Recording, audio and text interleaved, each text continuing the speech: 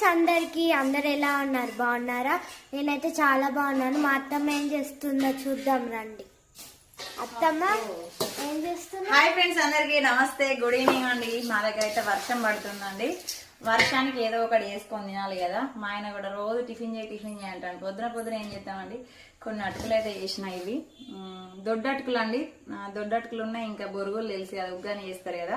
అవన్నీ అయితే ఇంకా మనం ఆయిల్ లేకుండా ఏంపడం వల్ల ఏంటంటే మంచిగా క్రిస్పీగా అవుతాయండి.